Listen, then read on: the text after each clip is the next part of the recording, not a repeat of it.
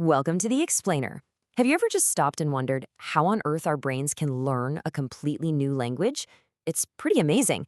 Today, we're going to unpack the science behind that whole journey, a journey that happens right at the crossroads of language, our minds, and, well, other people.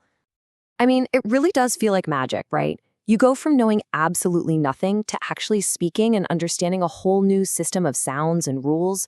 But it's not magic. It's actually a science called second language acquisition, or SLA for short. Okay, let's dive into this. All right, so first things first, let's get our terms straight. What exactly is this field of study? To really get our heads around how we learn, we need to know what the researchers are even looking for.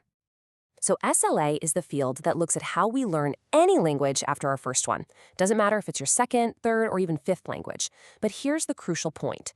SLA isn't some isolated little field. It knows that to understand something this complex, you've got to look at it from a few different angles.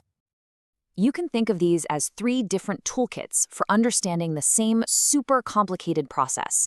Each one gives us a totally unique piece of the puzzle. We're going to look through each of these lenses, and we'll start with the actual blueprint of language itself. So our first lens is linguistics. And linguistics asks this really fundamental question. What is it about language that our brains are just, built to understand? Is there some kind of pre-installed operating system for language in our heads? This is a huge idea from the brilliant linguist Noam Chomsky. He argued that we're not born as blank slates. Nope. Our brains come factory installed with a kind of language toolkit. So learning a new language isn't about building from scratch. It's more about figuring out how your new language uses the universal tools you were already born with. And this example just perfectly illustrates a key part of universal grammar. I mean, think about it. No one ever sat you down and taught you that specific rule. You just know it. Your brain doesn't just see a string of words, it sees the structure underneath. And that suggests there's this deep, innate blueprint for language, hardwired in all of us. Okay, so if linguistics gives us the blueprint for the house, psychology tells us how the mind actually builds it. The blueprint is the what, for sure, but it doesn't really explain the how of learning. For that, we need to switch to our psychological lens. From this angle, the focus totally shifts. We're not looking at abstract language rules anymore. Now we're talking about the nuts and bolts of what's happening inside your head. It's all about memory, attention, and of course, practice, practice, practice. And this leads to a really cool distinction in cognitive theory. Basically, it argues that learning is all about turning knowing that into knowing how. At first, you have to consciously think about a grammar rule, right? That's declarative knowledge. But after you do it enough times, it becomes automatic. It's procedural knowledge, kind of like muscle memory for your brain. So how does that happen? Well, a researcher named Peter Skehan actually laid out a model for it. It all starts with you just noticing something new. Then your brain tries to figure out the pattern. Next, you try to use it yourself, probably a bit slowly at first, and then finally, boom, it becomes an automatic, natural part of how you speak. That's the journey from effort to fluency.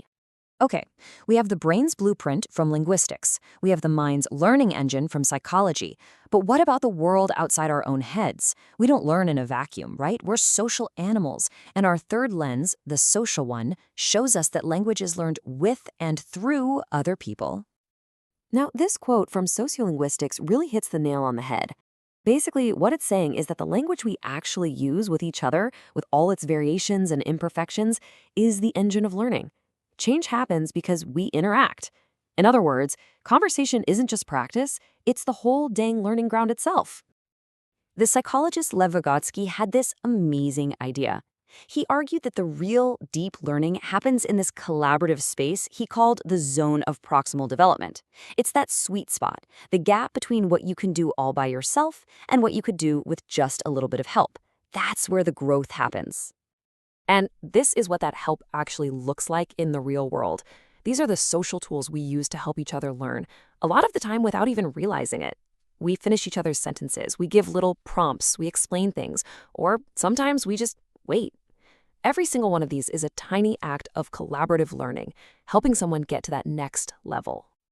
So, we've looked through three very different lenses: the innate blueprint of language, the cognitive engine in our mind that processes it, and the social world where it all comes to life. And the thing is, not a single one of them on its own can give us the full picture.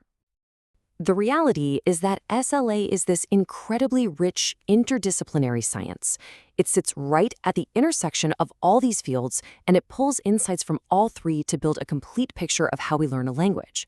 It's about the universal grammar in our heads, the cognitive skills we build through practice, and the social interactions that make the whole thing possible. So the next time you're practicing a language, just think about what's really going on under the hood. Are you tapping into that universal blueprint? Are you turning a conscious rule into an automatic skill? Or are you getting that little bit of help you need from a conversation partner? Chances are it's all three at once, a really beautiful dance between our brains, our minds, and each other.